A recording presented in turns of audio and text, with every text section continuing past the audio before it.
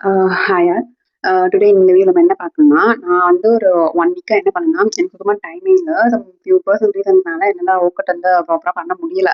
So அதனால நான் ஒரு 1 ஆர் 2 டேஸ் மிஸ் பண்ணிட்டேன். அதுவும் இல்லாம இன்டர்மிட்டிஙங் ஃபாஸ்டிங் ஃபாலோ பண்ணிட்டு இருந்தேன்ல, அதுவும் வந்து ஒரு 3 to 4 டேஸ் வந்து என்னால ஃபாலோ பண்ண முடியல. கொஞ்சம் ஒர்க்னால ஒரு எப்படி சொல்றது, நைட்டு வந்து ஒரு 6க்கே சாப்பிட்டுருவேன். ரெகுலரா வீடியோ பார்க்குறவங்களுக்கு தெரிஞ்சிருக்கும்.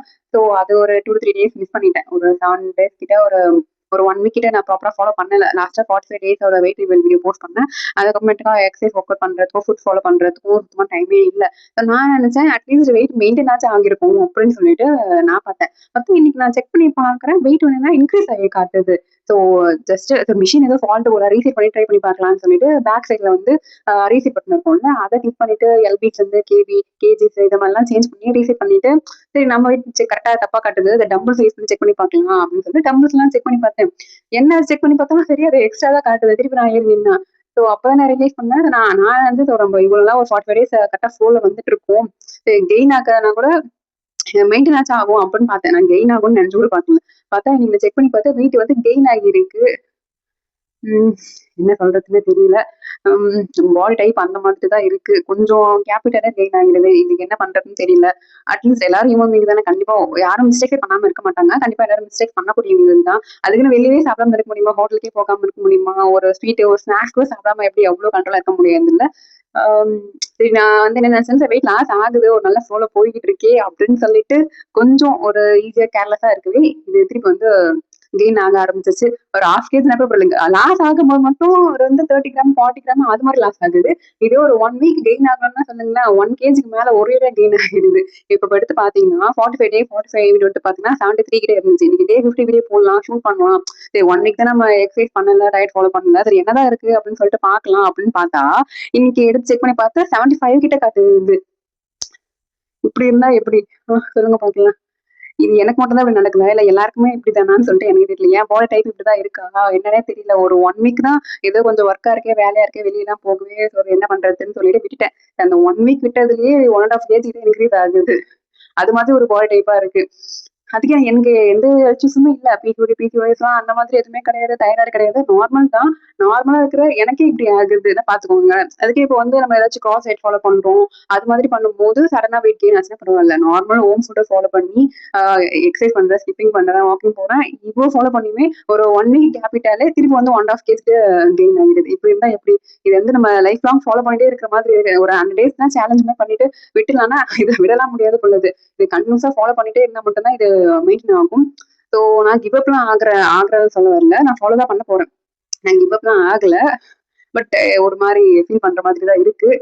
நான் அட்லீஸ்ட் மெயின்டெயின் ஆச்சும் ஆகும் அப்படின்னு தான் நான் பார்த்தேன். நான் வந்து டிக்ரீஸ் ஆகாதுன்னு எனக்கு தெரியும். பட் நம்ம 45 டேஸ் எஃபோர்ட் போட்டுருக்கோம். அதுக்காச்சும் அது ஒரு மெயின்டெயின் ஆகும். டிக்ரீஸ் ஆகலனா கூட பரவால்ல அப்படின்னு பார்த்தேன். பார்த்தா அது வந்து 1 1/2 கேஜி கிட்ட இன்க்ரீஸ் ஆகி காட்டுது. என்ன சொல்றதுன்னே ஒண்ணும் புரியல. சரி இது வந்து இந்த மாதிரி டைம்ல வேணாம் விட்டுடலாம் அப்படின்ற மாதிரி ஒரு மைண்ட் செட்டுக்கே போயிடுது.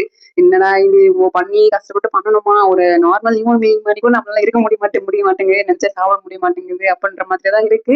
அது வேற ஆப்ஷன் கிடையாது. நம்ம வந்து இன்னும் கேர்லெஸ்ஸா விட்டுட்டா இந்த அளவுக்கு ஸ்ட்ரிக்ட்டா ஃபாலோ பண்ணும் போதே நம்ம பாடி வந்து நம்ம பேச்சு கேட்க மாட்டேங்குது. அது இஷ்டத்துக்கு போகுது. இது நம்ம இன்னும் கேர்லெஸ்ஸா கண்டுக்காம விட்டுட்டா பண்ண முடியல. இது என்ன இன்க்ரீஸ் ஆகுது, டிக்ரீஸ் ஆகுது, திருப்பி இன்க்ரீஸ் ஆகுது. இது மாதிரி மாறி மாறி போகிட்டே இருந்தா எப்படி சொல்லுங்க பார்க்கலாம். அந்த மாதிரி ஒரு டைப் ஆஃப் பாடியா இருக்கு. இது எனக்கு மட்டும் தான் இப்படி ஆகுதா? இல்ல நெறைய பேருக்கு இப்படி இருக்கா? என்னன்னு எனக்கு தெரியல. ஒரு 1 வீக் ஒரு 10 டேஸ் கூட நம்ம புடிச்சமா ஒரு ஃபுட் சாப்பிடுவோம். அதுக்கே நான் ஒண்ணும் அவ்வளோலாம் ஒண்ணும் சாப்பிடல. ஒரு 1 or 2 times outside food சாப்பிட்டுருப்பேன். அதுவும் கலோரிஸ்லாம் கம்மியா தான் சாப்பிட்டேன். இப்படி எக்சர்சைஸ் பண்ணல, வாக்கிங் போகல. கொஞ்சம் ஒர்க் ப்ரெஷர்னால கொஞ்சம் கேர்லெஸ்ஸா இருந்துட்டேன். அதனால அத வச்சு செஞ்சுருச்சு. வேற ஒண்ணும் கிடையாது. பட் இந்த அளவுக்கு இன்க்ரீஸ் ஆகும்னு நான் எக்ஸ்பெக்ட் பண்ணல. ஜஸ்ட் ஒரு 1/2 கேஜினாலும் ஒரு 1 1/2 கேஜி கஷ்டப்பட்டு சேர்த்து சேர்த்து புரிஞ்சு வைக்கிற மாதிரி கொஞ்சம் கொஞ்சமா குறைச்சா அது ஒரேடியா ஏறிடுது. ஏறும்போது மட்டும் இவ்வளோ ஸ்பீடா ஏறுது. இறங்கும்போது பார்த்தா கிராம் கணக்குல இறங்குது. என்ன சொல்றதுன்னே ஒண்ணும் புரியல. பட் இதுக்காகலாம் கிவ் அப் ஆகுற மாரி கிடையாது. ஆக்சுவலா இந்த மாரி ஒரு சடனா ஒரு பீக் ஆகுது அப்டின்னா, திருப்பி அது டிக்ரீஸ் ஆகும். இது எல்லாமே நான் ஃபேஸ் பண்ணியிருக்கேன். என்னுடைய பாஸ்ட் எக்ஸ்பீரியன்ஸ் இருக்கு எனக்கு. எப்பவுமே இப்படிதான் ஆகும். அ ஏதாச்சும் ஒரு ஃபேமிலி ஃபங்ஷனோ, இல்ல வெளிய போற வேல வந்துருச்சு அப்டிங்கும்போது, அங்க இருக்கிற ஃபுட் தான் நம்ம மேபி சாப்பிடுற மாதிரி இருக்கும். அப்படி சாப்பிட்டு வந்து ஒரு 2 நாள் கழிச்சு பார்த்தா, ஒரு 1 கேஜ், 2 கேஜ் பயங்கரமா இன்க்ரீஸ் ஆகி காட்டும். அதுக்கப்புறமேட்டுக்கா எக்சர்சைஸ் பண்ணும்போது, ஸ்பீடா இன்க்ரீஸ் ஆகுற வெயிட் வந்து எப்பவுமே ஸ்பீடா டிக்ரீஸும் ஆகிடும். ஸோ அதனால வந்து டே 55ல வந்து நான் சொல்றேன். 5 டேஸ் வந்து கன்சிஸ்டன்ஸியா ரெகுலரா வீடியோ போடலான்ட்டு இருக்கேன்.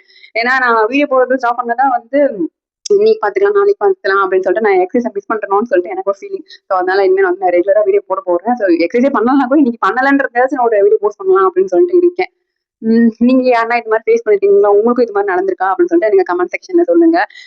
இன்னைக்கு ஸ்டார்ட் பண்ணிட்டேன், விடக்கூடாது. இன்னைக்கு வந்து மூட் ஆஃப் ஆயிடுச்சு. பார்த்த உடனே ஏன்டா பார்த்தோம் அப்படின்ற மாதிரி தான் இருந்துச்சு.